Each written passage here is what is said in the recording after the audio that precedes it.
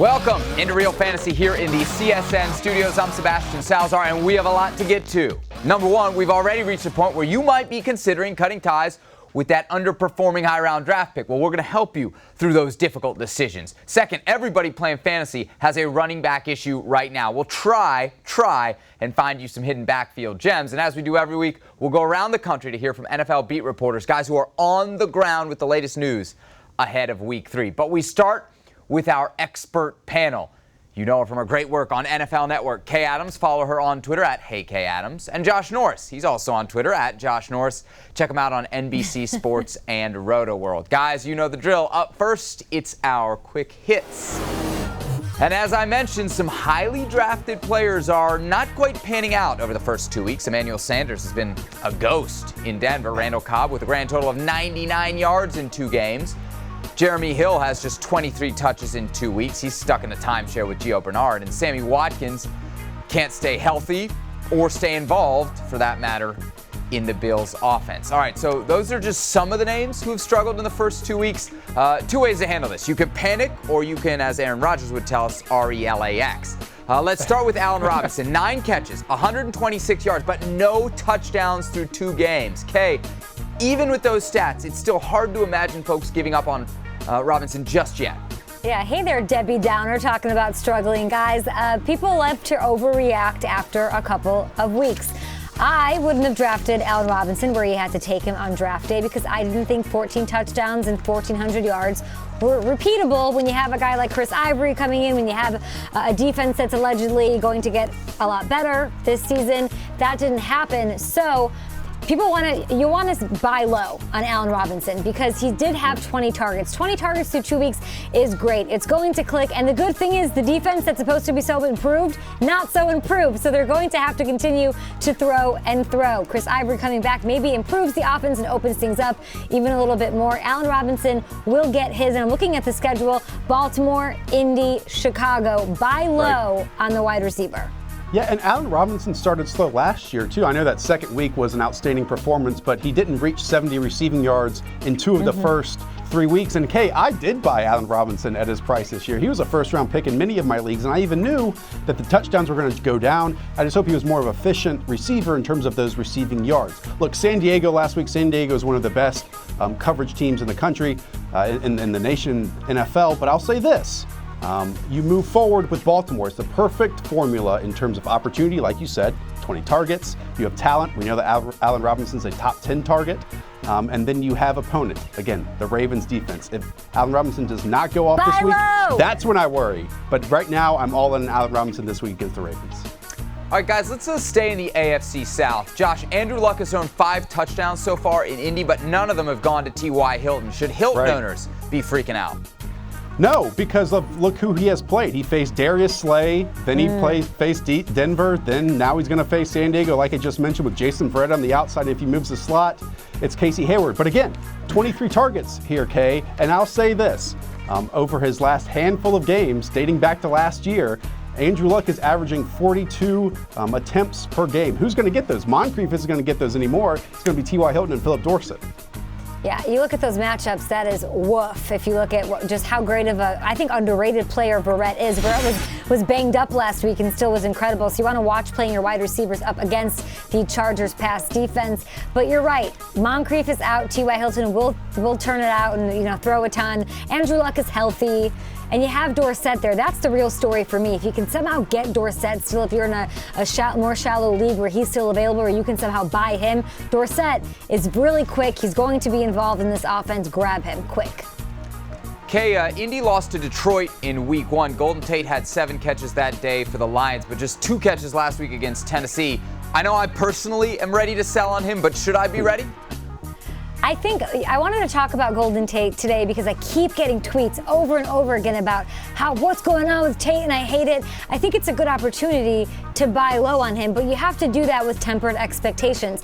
Everyone thought he was going to fill in for Megatron, be the number 1 guy. That's clearly not the case. Marvin Jones has emerged and the role isn't the same or what you expected for Golden Tate, but in a PPR league, he still has value. He still has Matt Stafford as his quarterback. He still has Jim Bob Cooter. He still has this offense where there's some some deficiencies on the defense. They're going to throw a ton in a quick, high-tempo offense. You want Golden Tate. All right, there weren't too many injuries week 1. Week 2, though, totally different story. It's a running back apocalypse. The big one, obviously, Adrian Peterson. Looks like he could be out for the rest of the season.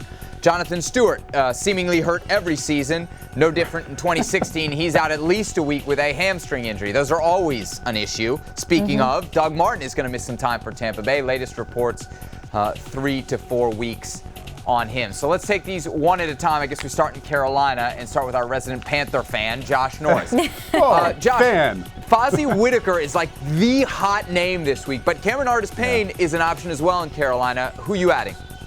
None of them. I don't want any part of this running game. I think 4 people are going to run the ball, maybe even 5 if you add Ted Ginn on those reverses. Look, you have Cameron Artis-Payne, you have Fozzie Whitaker, you have Mike Tolbert, and you have the best goal line threat in the NFL in Cam Newton. We know a lot of running back production comes from touchdowns.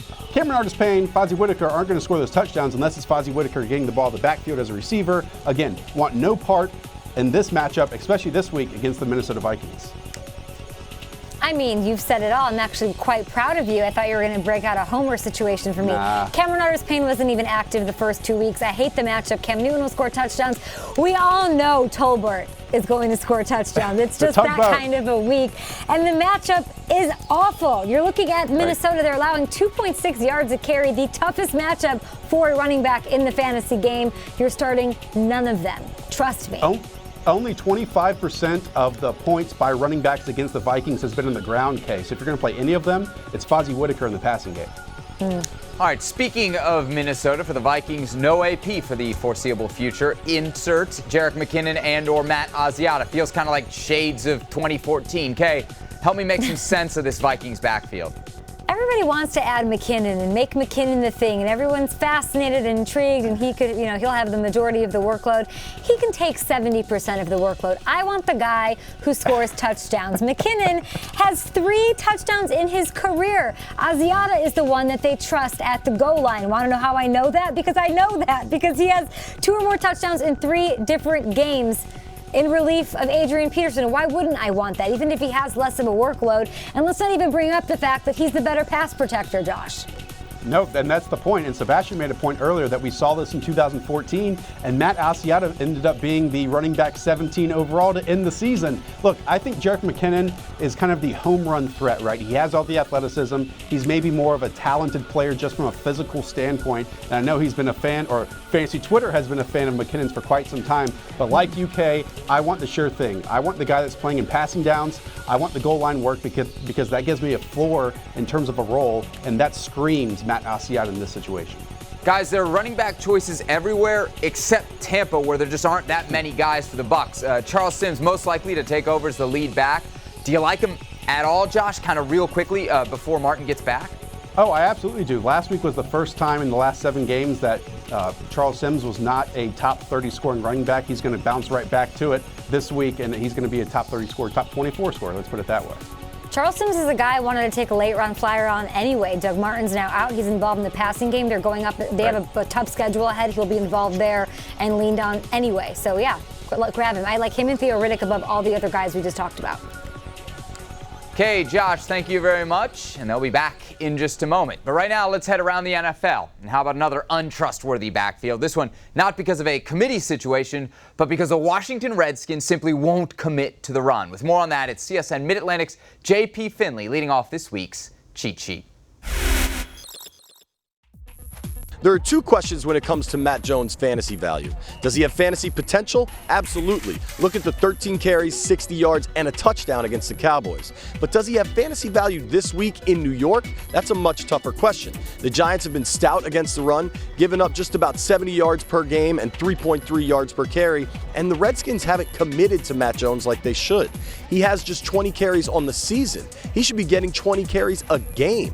If the Redskins get to the run-pass balance both coaches Gruden and McVay say they want, then Jones could be a player for you.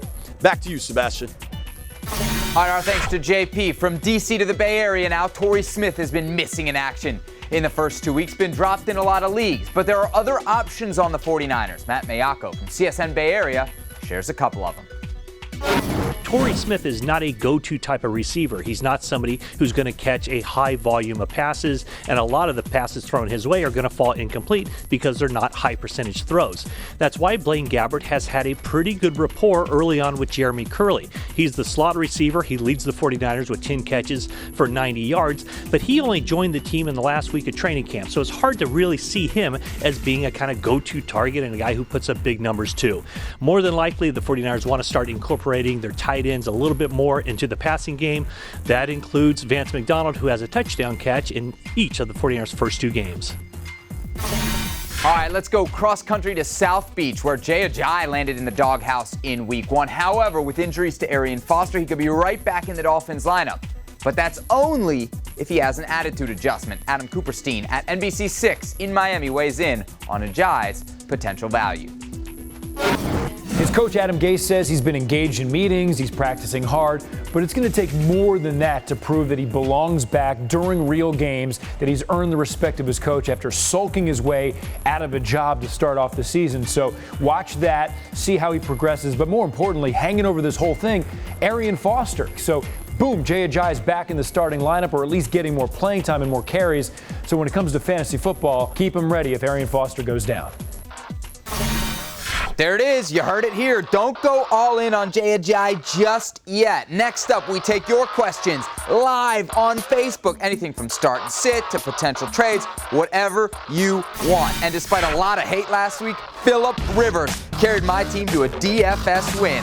And one of our experts is all aboard the Rivers bandwagon in Week 3. What I say? You're a week late. Keep it here. Real Fantasy rolls on next.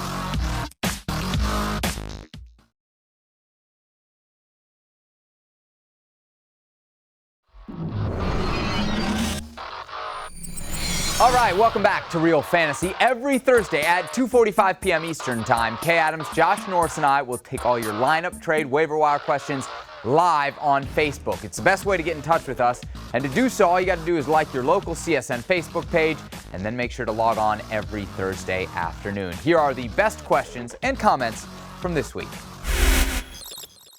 Would you trade Todd Gurley for Benjamin from Carolina? That's coming from Ron Barker this week on Facebook. What do you think? 100%. Look, Kelvin Benjamin, there was the offseason narrative that he was only going to play 35 snaps, all that stuff. He's a bona fide wide receiver one. I value wide receiver ones over running back ones anyways. Todd Gurley, yes. I mean, he's the first person since 2011 to have 35 carries, not even equal 100 yards, Kay. So this is an easy question. Go with Kelvin Benjamin in this one. A quarterback sit start, Big Ben or Matty Ice? Kay, what do you think?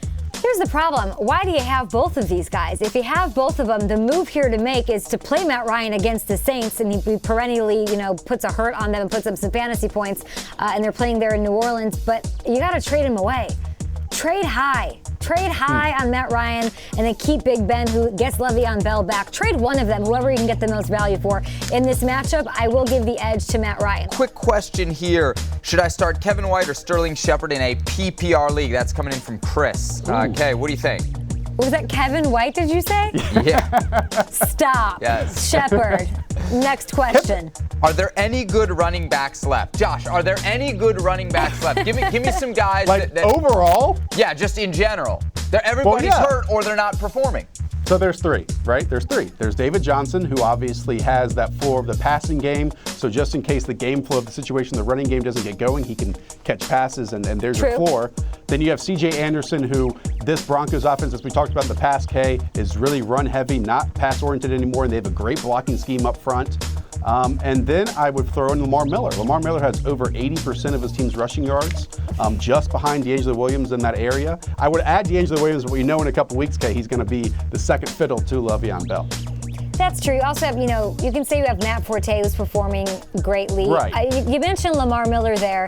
That offensive line, his inefficiency, the volume is there, and I understand that's what the appeal is, but the volume's there for a guy like LaShawn McCoy as well. So I think David Johnson, I have C.J. Anderson. When I go to bed at night, Josh, when I'm saying my prayers and I'm saying, God bless my nephews in California, and thank you for giving me C.J. Anderson on my fantasy team, because I feel like he is the identity of that team.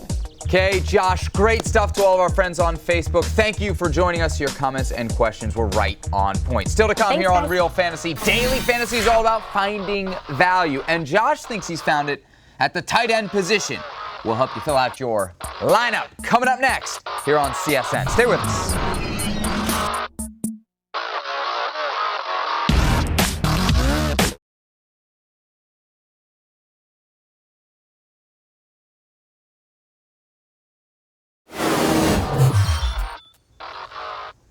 Welcome back to Real Fantasy. I'm Sebastian Salazar. It's time for our fantasy formula, helping you put the right players at the right value in the right spot for your Week 3 daily fantasy team. But before we look forward, let's take a look back at how everybody did in Week 2. Hint, hint, this is going to be my favorite part of the show. A week after finishing dead last, I go from worst to first on the back of strong performances from Kelvin Benjamin and Phillip Rivers. Phillip Rivers, despite the fact that somebody on this show thought that was a bad pick. We'll get into that later.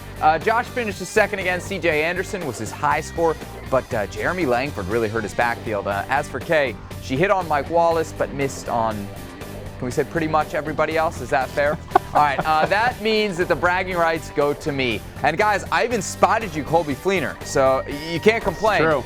Kay, you did say, though, that Eli Manning was going to be the highest scoring player in all of fantasy football in Week 2. ¿Qué pasó? I said that it was a lock, King Sebastian the Destroyer. That is your new name for this week.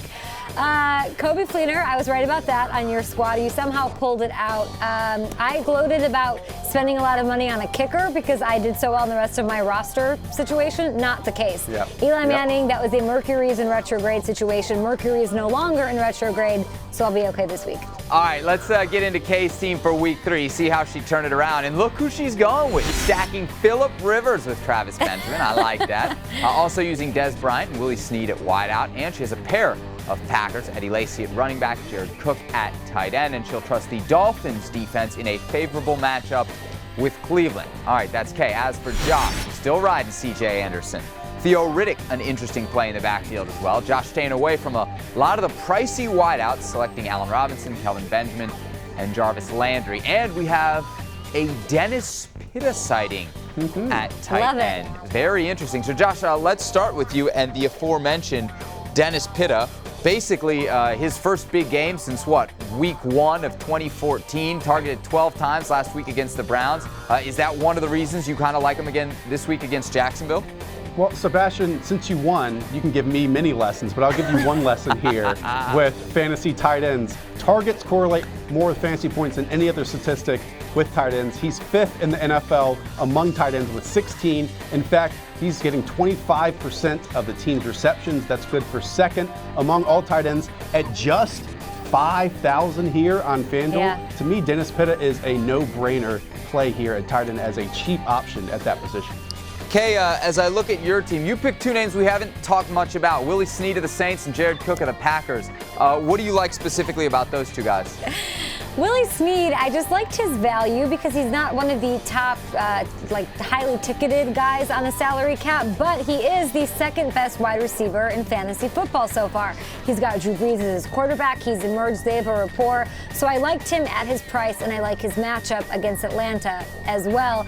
Jared Cook, yeah, we have not talked about him because he's not a tight end that you want on your fantasy team, but this week up against the Lions, this is the only week I'm okay with playing him because even though we're just 2 weeks into the thing, the Lions have allowed 4 touchdowns to the tight end spot. Nobody's offered up more fantasy points to opposing tight ends. So based on that matchup alone, I like Jared Cook. Aaron Rodgers hit him this week.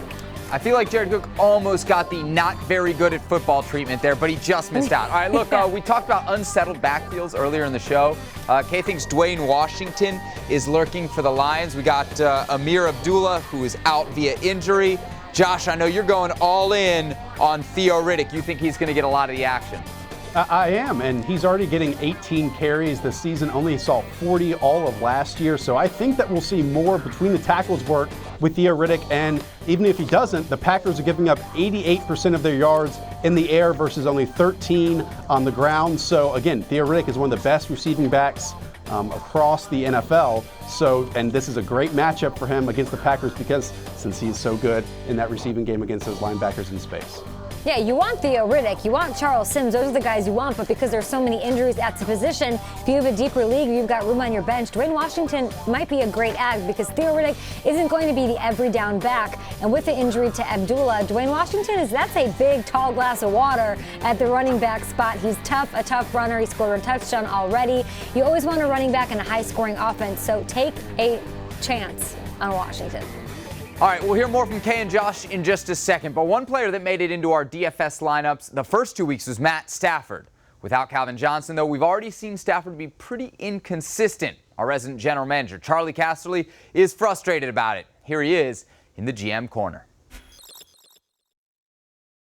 Well, Matt Stafford's a hard pick. You want him on your football team, but he's not a week-to-week guy. So when you have a guy like that, you either play him for the whole season or don't mess with him because you're going to go nuts trying to figure out what week he's going to be good. Now, he plays the Packers this week. He knows them. So maybe this is a week that you can go with him because he knows that football team. But on any given Sunday, this guy can throw the ball as well as anybody in football, but he does have some inconsistency. To me, if you take him, play him every week. Don't try to figure him out. Awesome. Our thanks to Charlie Casserly for that. Time to hit up our crystal ball now. We have the highly anticipated Odell Beckham, Josh Norman matchup in the Meadowlands this week. Kay, give me an over-under 14 points for OBJ.